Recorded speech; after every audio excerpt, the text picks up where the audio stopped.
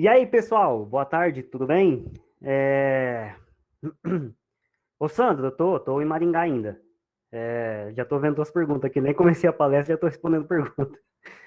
Mas eu tô em Maringá, como sempre, e eu queria saber de vocês se o áudio e o vídeo tá bom, se tá muito caixinha de abelha, ou se eu já posso iniciar aqui.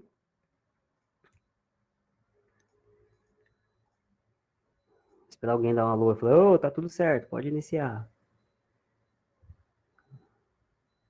Aí, ó, a tela tá um pouco escura mesmo. Na verdade, eu não sei, eu acho que é o tempo aqui. Em Maringá hoje tá fazendo um tempo meio feio de chuva. Quem tá em Maringá sabe que o tempo fechou aqui. Talvez é por causa disso. Eu não tenho muita iluminação aqui no escritório, mas espero que vocês consigam ver aí. Tudo bem, pessoal. O que importa é o áudio, tá? O vídeo não precisa se preocupar, não. Deixa eu ver se tem alguma configuração aqui. Não, tá tudo certo. Deixa eu compartilhar aqui. Eu quero ver se vocês vão conseguir ver.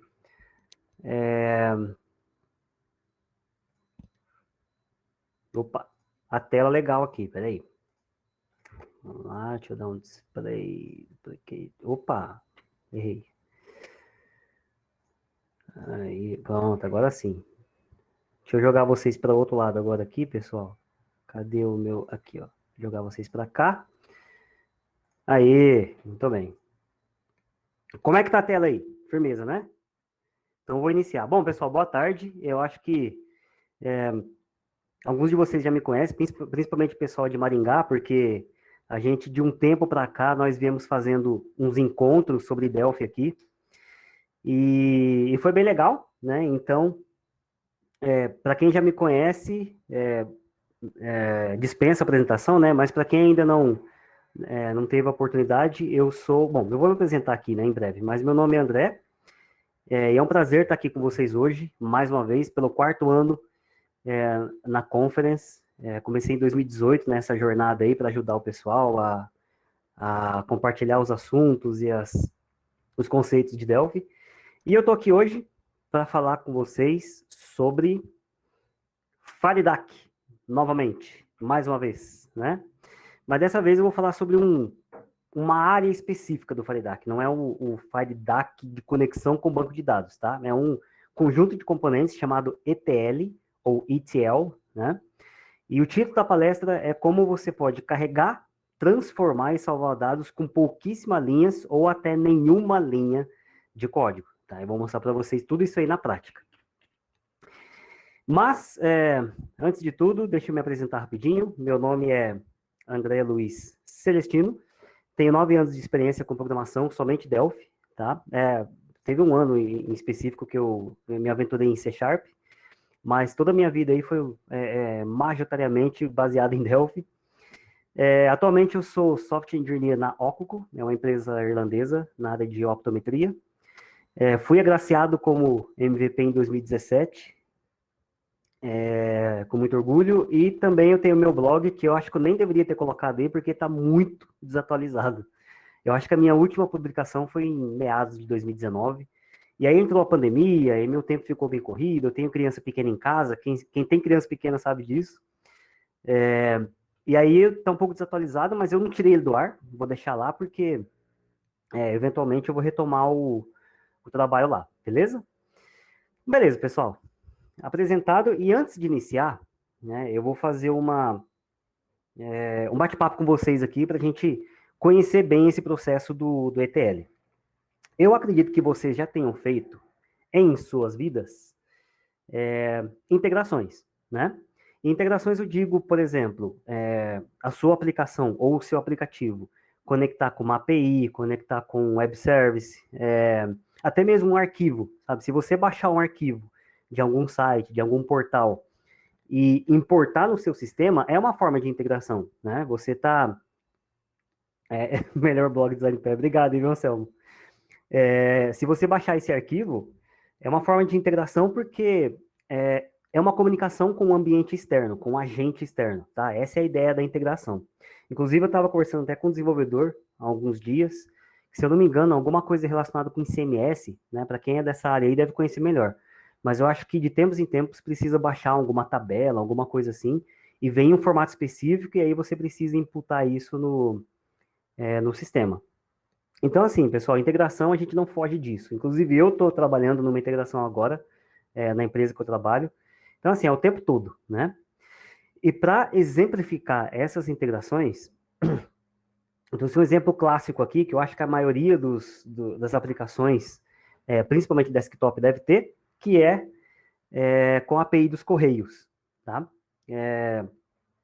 Eu acho que uma forma muito intuitiva de você fornecer uma funcionalidade para o cliente num cadastro de usuários ou de cliente é você automatizar essa busca de endereços, né?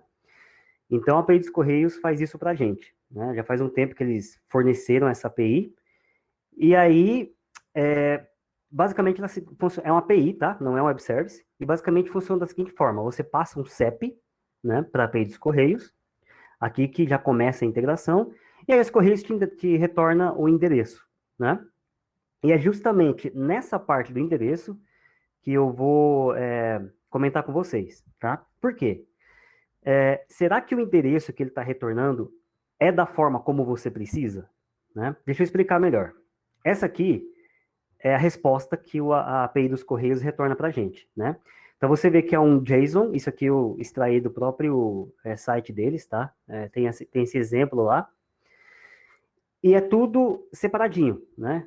Todos os dados aí são isolados. Então você tem o bairro, o CEP, a cidade, tudo separado, né? Mas é dessa forma que você grava no seu sistema? Né? O que eu quero dizer com isso? Por exemplo, o bairro Palmares, né? Você grava isso dessa forma, você grava maiúsculo, minúsculo, ou usando alguma outra formatação. Outro exemplo, tá vendo o logradouro ali, né? Rua, professor, patrocínio, filho. Alguns sistemas, que eu já dei manutenção, eles não têm o campo de bairro, tá? Deveria ter, né? Mas tudo bem. E aí, o que eles fazem? Eles concatenam o logradouro com o bairro. Então, fica Rua Professor Patrocínio Filho, vírgula, Palmares, né? E como você trata isso, né? Aí que entra o lance. Você precisa fazer uma transformação de dados, né? Quando você recebe isso aí, você precisa tratar antes de carregar no seu sistema, né? É isso que a gente normalmente aplica. Porque assim, é muito difícil, pessoal, acho que vocês concordam, é muito raro um sistema de terceiro, um agente de terceiro, retornar os dados da forma que a gente precisa, né? Então a gente sempre precisa aplicar algum tipo de conversão, né? E aí eu trouxe mais alguns exemplos aqui dessas transformações de dados, que aí eu acho que vocês vão se identificar mais. Por exemplo, na sua aplicação você pode ter essa necessidade de converter o masculino para M, né? É muito comum hoje a gente ter apenas uma letra indicando o gênero, ao invés de uma palavra, né? Deixa eu só controlar o tempo aqui, pessoal, para eu não extravagar. Mas tudo bem, quase 12h30. Outro exemplo, nome, né? Nome você pode receber de qualquer forma, mas suponha que você precise transformar em caixa mista, que é muito comum também. Valores monetários, aqui tem um exemplo, onde a gente recebe com cifrão e com ponto, e aí você precisa remover o cifrão e colocar uma vírgula. CEP, inclusive esse CEP aqui, bom, normalmente a gente não grava caracteres especiais, nem para CEP, nem CPF, nem CNPJ, porque isso aí é tomar espaço à toa, né? E a gente conhece já as formatações, é padrão, então não precisa gravar. E, voltando aqui, esse JSON da API dos Correios retorna o CEP com o tracinho, com o hífen, né? Então, se o seu sistema grava dessa forma aqui, o CEP sem o hífen, você precisa intermediar essa comunicação, tratar os dados e carregar, né? Beleza, esses aqui são exemplos básicos, e agora eu vou dar mais 4 exemplos que é um pouquinho mais avançados. Por exemplo, você pode receber o nome do município e ter que buscar o código no IBGE. Tá? Cada cidade, cada município tem um código específico, conforme o IBGE, e aí talvez, por alguma necessidade de negócio, você precisa gravar o código do IBGE ao invés do nome do município. Outro exemplo é CNPJ, talvez você recebe CNPJ e você precisa do nome da empresa, e nesse caso é interessante porque aí você precisa fazer 2 integrações, né? A primeira para pegar o CNPJ, e depois, com o CNPJ, você faz uma segunda integração e retorna o nome da empresa. Outro exemplo é distância, para quem trabalha com sistemas que são internacionais ou que são usados por clientes de fora, principalmente nos Estados Unidos, pode ter essa necessidade de converter milhas em quilômetros ou vice-versa, né? E por fim, algo que eu acho que é mais comum, é você converter valores em dólares para reais, conforme a cotação do dia, ou na verdade a cotação daquele minuto, né?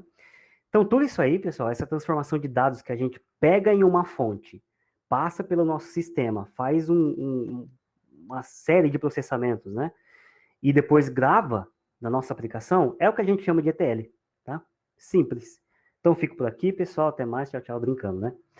E aí, pessoal, vamos lá. O que é, então, o ETL? É um acrônimo de Extract, Transform and Load, ou seja, extrair, transformar e carregar, né? Que é justamente exemplificado nessa figura aqui. Então, eu tenho aqui, por exemplo, 3 fontes, né? 3 sources aí. E aí eu faço aqui uma extração desses dados, transformo aqui, né? Que é justamente esse meio de campo. E aí, então, eu carrego no destino, que normalmente é o banco de dados. Ok? Deixa eu ver o que mais. Ah, e agora é o seguinte, algo que talvez passe despercebido para a galera é que o Faridac tem um suporte para isso. Ele tem uma série de componentes exclusivos para ETL, que é numa paletinha chamada Faridac ETL, né? Ou FireDAC ETL. Mas esse conjunto de componentes aí é justamente esses caras que eu vou apresentar para vocês hoje na prática. Mas é bacana porque muita gente costuma fazer de formas diferentes, né? E acaba deixando passar essa oportunidade de usar o Faridac para isso, né? Sendo que ele tem uma série de vantagens. E que vantagens é essa? O que me faz usar o Faridac, usar esses componentes aí, ao invés de eu fazer uma própria rotina minha, né? Que faz todo esse processo de ETL. E aí eu listei aqui 4 vantagens, tá? A primeira delas é que aqueles componentes que eu mostrei para vocês, do Faridac ETL, eles são componentes isolados, ou seja, você não precisa necessariamente usar o Faridac como tecnologia de conexão com o banco de dados para que você possa usar o ETL, tá? Você não precisa. Então, se você usa um DB Express, um DOA, DBGo, Zeus, Unidac, não importa, né? Porque esses componentes aí, eles não dependem do TFD Connection, né? Que é o componente principal do Faridac. São componentes isolados em que você pode trabalhar com eles aí de forma separada. Segunda vantagem é a facilidade de uso, né? Que eu já vou mostrar para vocês em seguida. A terceira é a performance. Eu achei muito rápido o processo de ETL feito pelo Faridac, por esses componentes. E por último, é que você usa pouquíssimas linhas de código, tá? Em alguns casos, você ainda chega a usar nenhuma linha de código, tá? Beleza, né? Vamos partir para a parte prática, porque é o que importa, né? Igual o Linus Torvalds fala, né? Show me the code. Então, eu tenho aqui aberto muitas coisas, inclusive o WhatsApp, vergonha. Estou aqui com o meu Rádio Studio 11, Alexandria. Como é que tá a fonte aí para vocês, pessoal? Preciso aumentar um pouquinho mais? Aí, ó, deixar desse tamanho aqui, ó. Aí ninguém vê nada, né? Não, peraí. Acho que assim tá bom. Tá legal, né? Aí, ó. Se precisar aumentar um pouquinho, vocês me avisam aqui no chat que eu aumento. Tá? Então, o que eu tenho aqui? Um formulário bem simples, tá? Onde eu tenho aqui... Bom, esse TFD Connection, depois eu vou... esse aqui é o último passo, tá? Só para exemplificar o ETL gravando numa base. Mas eu tenho aqui um formulário simples, apenas com um grid, um botãozinho que eu vou usar aqui para chamar os métodos. E aqui em cima eu tenho, claro, os 2 componentes para mostrar os dados aqui na grid. Tá bom? E beleza, agora eu vou mostrar para vocês deixa eu aumentar um pouquinho também. Isso aqui é um mock, tá bom? É um arquivo que tem 1000 linhas, né? 1001, porque a primeira aqui é os headers, né? É o nome das colunas. Deixa eu até tirar o último aqui. E esse arquivo eu gerei pelo Mocahu, acho que esse é o nome, que vocês devem conhecer também, Ele é muito bom para isso. Ele gera vários mocks, você especifica lá o nome das colunas e os tipos e tal, e aí ele gera. Então eu tenho esse mock, né? E suponha que isso aqui seja um arquivo que eu baixei de algum web service ou sei lá, de alguma API ou enfim, né? Um arquivo externo à sua aplicação. Né? E a gente precisa imputar esses dados dentro do sistema. E como que a gente faria? Já sei, né? Não é fácil, é só a gente carregar isso aqui num arquivo, numa variável text file, né? Ou então numa string list, percorrer todas as linhas e ir gravando, né, coluna por coluna de cada linha no dataset e no final das contas a gente faz um apply updates. É isso aí, né? Funciona? Claro que funciona, né? É assim que a gente vem fazendo o tempo todo, na verdade. Mas agora, com o FireDAC ETL, a gente tem uma facilidade, tá? Porque esse mundo de integrações cresceu muito, né? Então, eles prepararam alguns componentes que facilitam a nossa vida. E é justamente o que eu vou fazer agora. Eu vou imputar esses dados aqui na minha aplicação, tá? Usando o FireDAC ETL. Então, vamos lá. Primeira coisa que a gente... Deixa eu até navegar até a paleta aqui. Então, tá aqui os meus componentes. E qual é o primeiro passo? Eu preciso apontar da onde eu vou ler os meus dados. E nesse caso é de um arquivo texto, né? Ali está em formato CSV, mas não deixa de ser um arquivo texto. Então eu vou dropar aqui um componente chamado text reader, ou seja, um leitor de texto, beleza? E eu vou gravar aonde? Eu preciso agora de um writer, né? Eu vou gravar em um dataset, porque eu vou mostrar aqui na grid. Então eu vou dropar na minha tela um dataset writer. Né? Então beleza. Agora eu vou configurar esses componentes. Aqui no Reader, eu preciso indicar qual é o arquivo. Tá? Então, eu vou navegar até d2.etl, está aqui como CSV. Pronto, indiquei qual é esse arquivo, que justamente é esse cara que está aberto. E beleza, né? Já fiz a configuração do meu Reader, que é só indicar o arquivo. E aqui no Writer, eu vou indicar quem é o dataset, onde eu quero escrever os dados. Então, eu vou vir aqui e indicar que é o meu memtable. Ok? Tá pronto? Quase. Agora eu preciso de um cara para fazer o meio de campo. Preciso de um intermediário que vai fazer os dois se comunicarem, o leitor e o escritor, né, ou o gravador, que é o batmove. Tá? Esse aqui é o componente principal do FireDAC ETL, sem ele eles não funcionam. E aí eu vou deixar aqui no meio justamente para deixar essa forma aqui desenhada, né? Um leitor, um intermediário e aqui na ponta o writer. E aí, no meu batmove, eu vou indicar quem é o reader, nesse caso é o text reader, e quem que é o writer, o dataset writer. Beleza? E agora, para finalizar o processo, eu preciso de apenas 3 cliques. Tá? Não vou nem rodar o projeto. Primeiro, eu vou fazer um guess text format. Nesse ponto, o batmove vai identificar algumas características do meu arquivo CSV. Pá, cliquei. Tá? Ele não mostra mensagem nenhuma, mas aqui ele já preencheu algumas informações. Por exemplo, quem são os campos? Olha só. Ele já montou para mim aqui com base naquele header, né, na primeira linha do arquivo. Que mais? Ele colocou o separador, que é vírgula. E também ele colocou ele habilitou essa propriedade aqui, dizendo que a primeira linha tem os nomes dos campos, né, tem os field names. Então, aquele menu se chama adivinhar o formato do texto, né? Então, ele faz essa adivinhação. Opa, o pessoal me chama... Deixa eu fechar aqui, né, pessoal? Senão, não trabalho, né? Aí. E aí, aqui no... Bom, é isso aí. Guess Text Format, né? Fiz a adivinhação desse arquivo texto.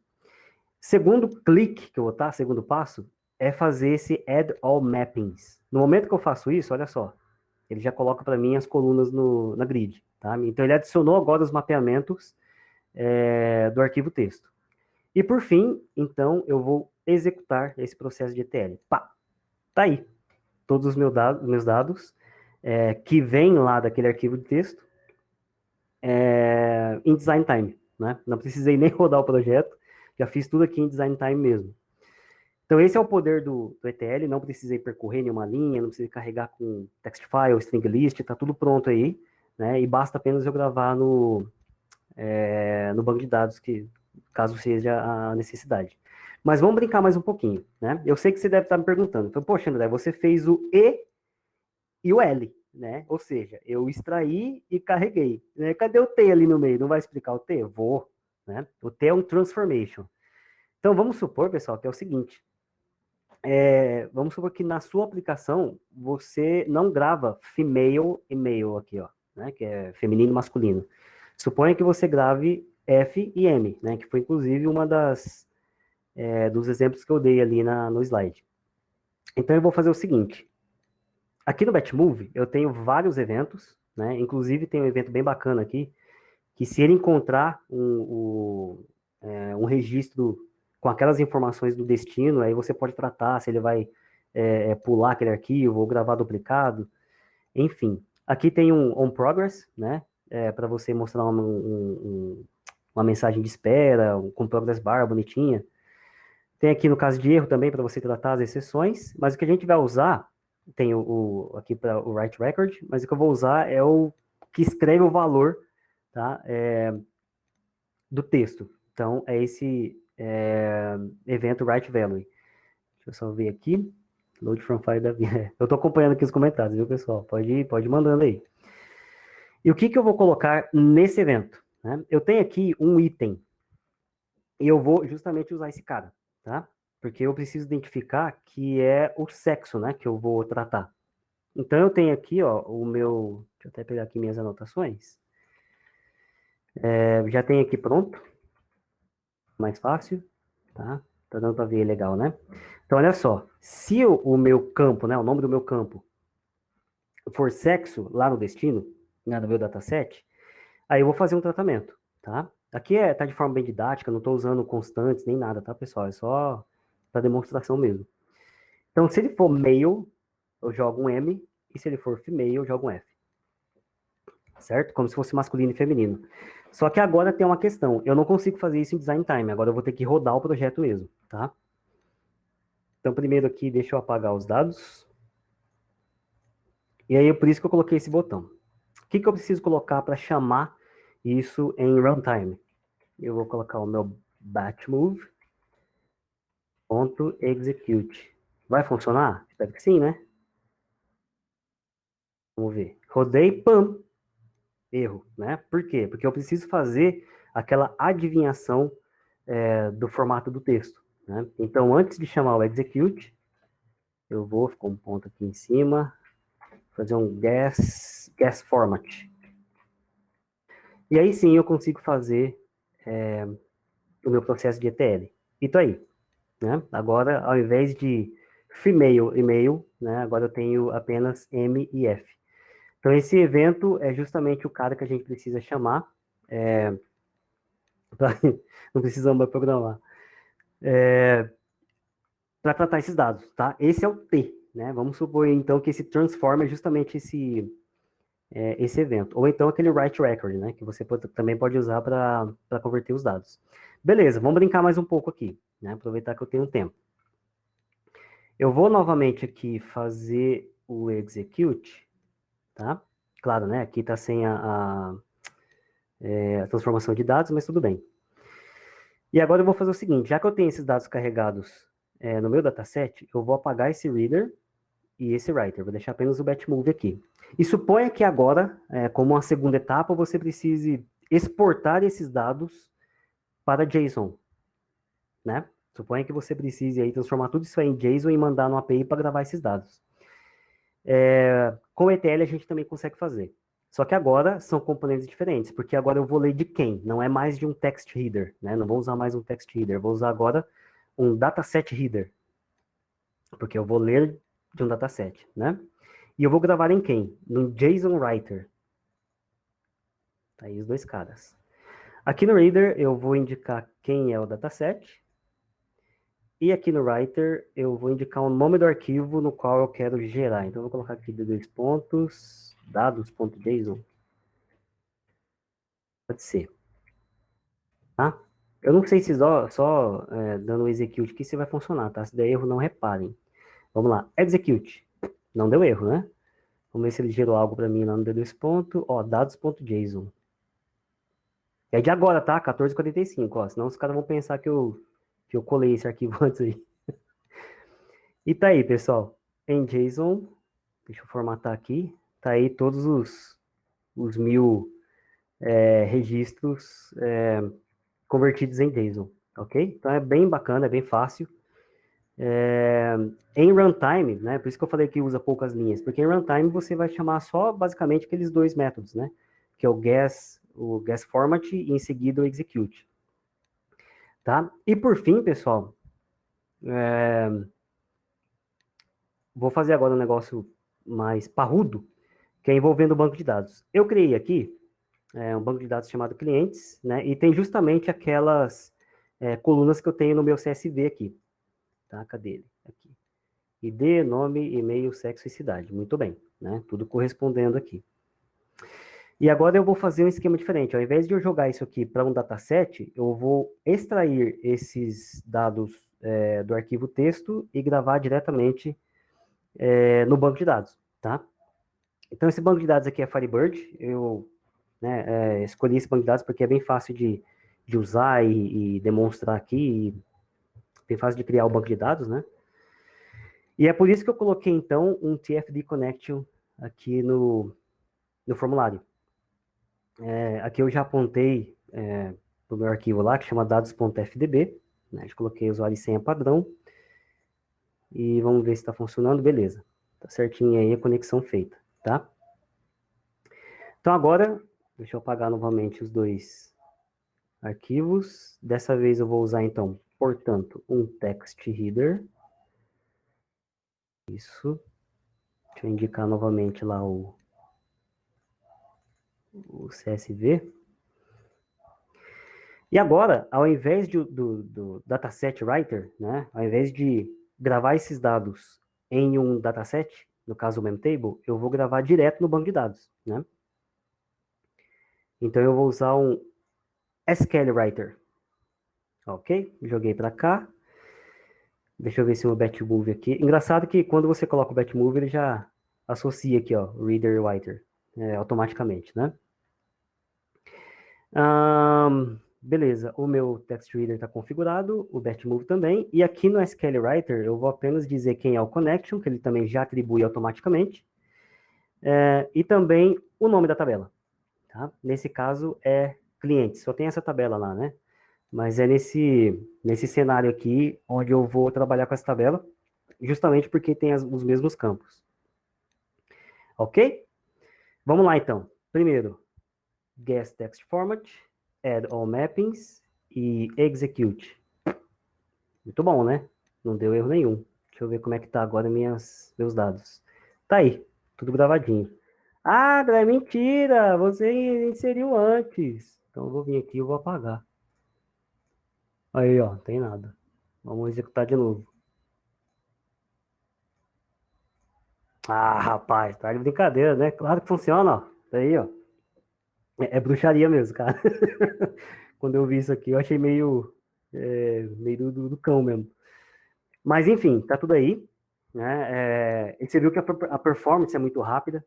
É claro que assim, eu fiz somente a importação de 1000 registros. Na realidade, quando a gente trabalha aí numa aplicação em produção, sei lá, na base aí de 10.000, 100.000 registros, e é por isso que você tem aqueles outros eventos, trabalhar com progress, com erro, para você tratar arquivos, registros duplicados, informações, fazer aquela transformação de dados. Aqui, por exemplo, eu tive que criar a coluna de sexo com 10 caracteres, né? Porque, como eu fiz em design time, ele não passa por aquele evento, né? E aí, nesse caso, daria um erro que ele ia estourar o tamanho do campo. Mas em runtime eu poderia deixar como sexo, né, um char de 1 apenas, e aí quando eu executasse aquele execute, né, ele passaria pelo evento em runtime e aí converteria o male e female para MF, né? Mas beleza. Pessoal, é isso aí, tá? Eu sei que ficou muito, talvez muito, sei lá, básico, né? Mas a ideia é justamente demonstrar para vocês que existem esses componentes, como eles funcionam, né? E numa próxima oportunidade que vocês tiverem para fazer algum tipo de integração, de puxar dados de alguma fonte e gravar num destino, vocês podem usar o FireDAC ETL, lembrando que você não precisa necessariamente usar o FADEDAC como tecnologia de conexão, né? Eu sei que isso é uma restrição para muitos casos. Se você usa outra tecnologia, use o ETL de forma isolada, que não vai ter problema nenhum, tá bom? Tem outros componentes aqui também, pessoal, que eu não tive tempo de explorar, tá? Por exemplo, um SQL Reader, né? Não sei se ele lê de uma SQL, carrega, tal. Acho que foi o único cara aqui, né, que eu não exemplifiquei. Mas eu ia até dar uma explorada nele ontem à noite, acabei não ficando com tempo, até porque não ia dar tempo de exemplificar aqui também. Mas tem também o TFD Script, que também, de alguma forma, aí pode tratar os dados, sei lá, nessa integração aí, tá? Então, são dois componentes que eu vou ficar devendo para vocês, tá? Não tive tempo de explorar eles, mas espero que vocês tenham gostado, né, dessa potência que a gente tem no Delphi e que às vezes passa despercebido. Às vezes eu via essa paleta do FADEDAC até, muitas vezes eu vi e eu pensava, gente, o que é isso, né? Aí eu abria, via esses negócios de batch move, falei, cara, batch move deve ser para, sei lá, copiar arquivos, alguma coisa de servidor, de rede e tal, aí eu acabava ignorando, né? Mas aí, estudando sobre FADEDAC, eu acabei descobrindo esses componentes aí e decidi trazer para vocês, ok? Deixa eu ver aqui se temos perguntas. Vamos lá, vamos lá. Pode um memtable com várias, de um memtable com várias colunas salvar em um arquivo? Bom, depende do tipo do arquivo, viu, Alberto? Né? Nesse caso aqui, a gente fez uma conversão do memtable para JSON, né?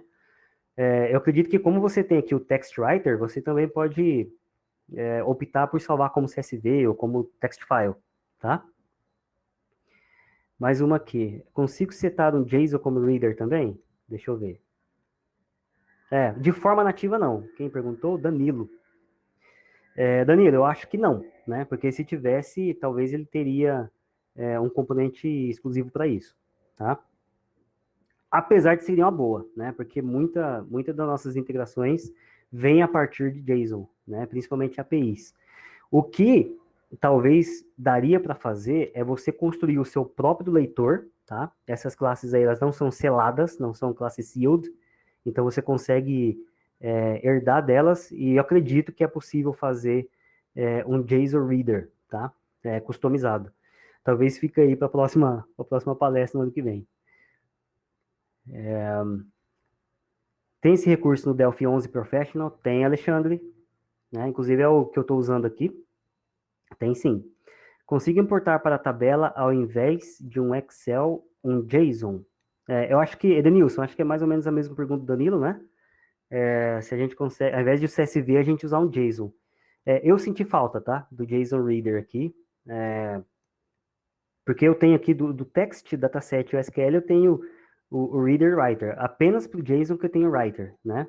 Senti falta aqui, depois eu vou investigar isso aí. Por que não tem um Reader do JSON, que seria uma mão na roda, né? Como mapear os campos, transformar string em float? Eric, você pode usar aquele write value, tá? Aqui nesse, aqui esse evento, né? Não sei exatamente qual seria a sua necessidade, mas aqui você pode fazer qualquer tipo de conversão, inclusive de tipos de dados, tá? Lembrando que também tem o write record aqui em cima, que você pode tratar um registro como um todo, não apenas um valor específico. Nomes de fields diferentes. Eric, eu fiquei de fazer esse teste também, tá? Eu pensei, poxa, se eu não tiver, sei lá, no meu banco de dados, né? Ao invés de sexo, lá chama gênero, né? Eu não sei se ele não grava ou se ele dá algum erro e você precisa tratar isso, tá? Mas, de qualquer forma, nós temos aqui um evento também que é um on error, e eu acredito que deve servir justamente para esse caso aí. Coloca isso no... Ó, Daniel! Daniel Serafim apareceu, cara. Quanto tempo? Vou colocar no blog sim, cara. É assim que eu retomar minhas atividades lá, né? Faz 2 anos que eu não retomo. Não tem nem vergonha na cara de falar isso. Os campos são mapeados por posição? Não, eles são mapeados por nome, tá? Por isso, inclusive, que ele faz esse mapeamento aqui, tá? Com o nome aqui. É claro que ele cria um índice para isso, né?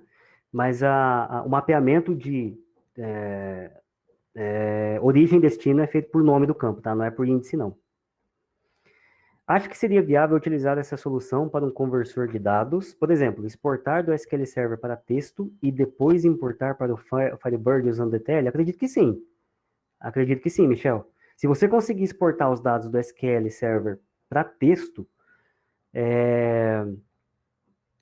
provavelmente eles veriam também como, sei lá, tipo um CSV, talvez, né? Separado por vírgula e tal. Mas se for também outro separador com ponto e vírgula, ele consegue identificar aqui. O Batmove está aí para isso. Mas se você conseguir exportar, aí daí para frente é o que eu mostrei aqui, tá? Você consegue usar o ETL sim para jogar para Firebird.